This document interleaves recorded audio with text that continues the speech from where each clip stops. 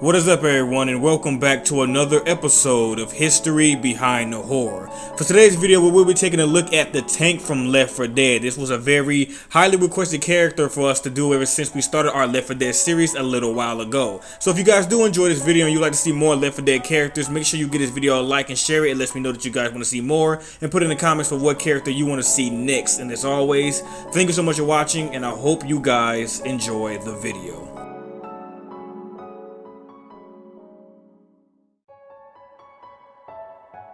The Tank is a special infected that is arguably the most powerful among the infected in the game, along with the Witch. Unless the team works together to take down the Tank, it can wipe out the whole team single-handedly or with the assistance of other special infected.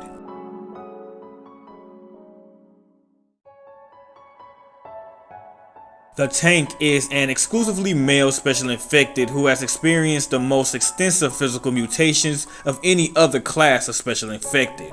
The most obvious trait is his extreme hypertrophy or abnormally increased muscle mass. Despite his enormous bulk, the Tank is incredibly fast and agile, able to keep up with even a healthy survivor. This abnormal muscular growth is most obvious in his arms and upper body, but less pronounced around the Tank's waist, hips, and legs. Though the Tank's legs are capable of supporting his static weight, such as when the Tank mounts a rock-throwing attack, the Tank's disproportionate anatomy forces him to knuckle walk, resulting in the Tank's wrists becoming swollen.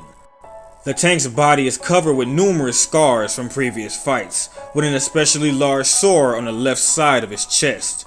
The Tank's jaw, at first glance, seems to be missing, but upon closer inspection, it is shown to be enveloped within his thick neck muscles. It can be assumed his bones have become stronger too, otherwise the Tank's skeleton would have collapsed under the weight of his own body.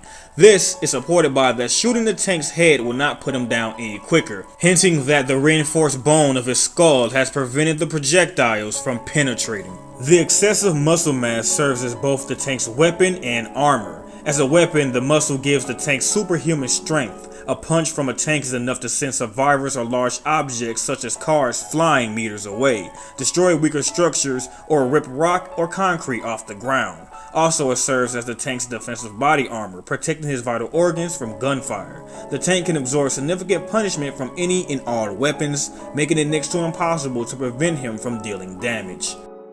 The Tank has also suffered either heavy brain damage or a rabies-like cerebral infection, resulting in the Tank being in a constant state of rage, even more so than most other infected. His immediate response is to attack any human survivor on sight. Once the Tank has fixed a target, nothing short of death can stop him. Bullets and explosives will not make him flinch, fire only slows him down, unless playing campaign in Left 4 Dead. And the sound of pipe bombs and car alarms won't distract him. Ironically enough though, in the Left 4 Dead intro, it is a car alarm that alerts a Tank. The Tank will eventually smash down doors, knock away obstacles, and plow through entire crowds of infected just to bear down on a specific survivor he has chosen as a target. It is presumed that the energy it costs to run the Tank's enormous body is too much, so that he must wait until the survivors move closer or start attacking to accumulate energy. However, when the Tank is completely trapped, unable to find a way to reach his target, or hasn't hit any survivor for too long after starting a fight, he will automatically die due to frustration. It is hinted that his death is either by energy exhaustion or by some incretion which kills him if he hasn't hit a survivor for too long in the fight. This makes the Tank the only infected that technically needs to kill survivors to survive. It is also hinted that the Tank will always die once he starts fighting, because eventually he will suffer from lack of survivors to kill once they have all fled or died, providing they have failed to kill him. Tanks in Left 4 Dead fixate on a single survivor at a time, pursuing this person until they are dead, whereupon they switch their focus of their attacks to a second victim. While unfortunate for the victim, it provides an excellent opportunity for teammates to counterattack.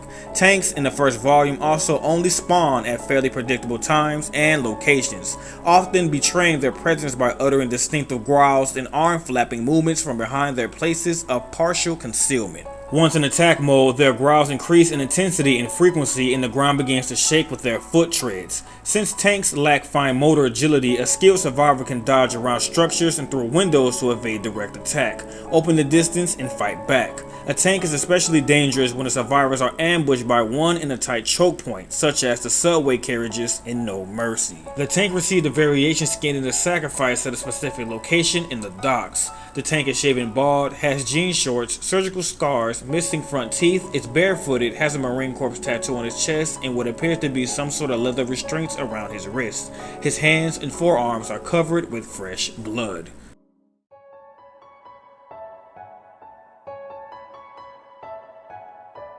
The tank is now completely bald and his flesh has become raw and red from constant sun exposure, along with the usual wear and tear. The open sores present before are now much larger and appear to be festering. It should be also noted that while in Left 4 Dead, the tank's lower jaw can be barely seen. In Left 4 Dead 2, the tank's jaw is now completely absorbed by his muscle and only the tongue flops out.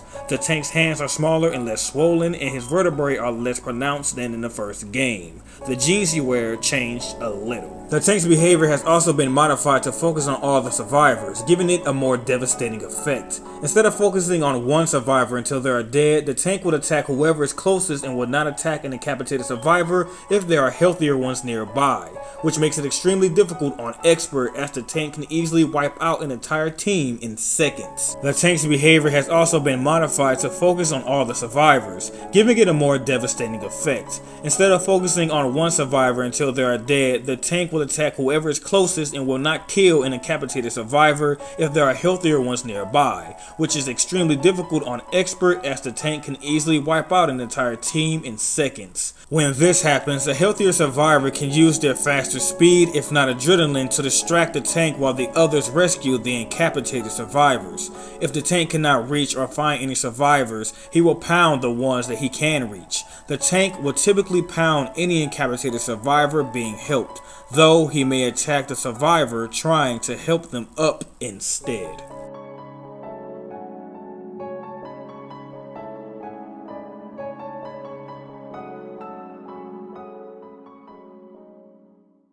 And that ends yet another episode of History Behind the Horror. Now there's more to the tank that I'm not going to be putting into this video. They're basically just tactics and strategies on how to beat the tank faster if you are by yourself or as a team, but I found it to be more fun if you experience this for yourself. Go ahead and get Left 4 Dead 1, go ahead and get Left 4 Dead 2, they're really good games, and figure out how to do these things yourself. Now, I've played this game multiple times on the hardest difficulty, on single player, not on multiplayer, but only a couple times, and I still get my butt destroyed by the tank because even I don't really know how to defeat it. And even if you do know how to beat it faster, it's still really, really difficult, especially in Left 4 Dead 2. But it's really, really, really, really fun. So I advise everybody to go get this game if you haven't got it, because it is a really good game and it is worth your money. So with that being said, thank you guys so much for watching this episode. If you did enjoy it, please give me a like and also share it. It lets me know that you guys really do enjoy the series and like to see more. And also put in the comments for any horror or non-horror character you would like to see next on our show.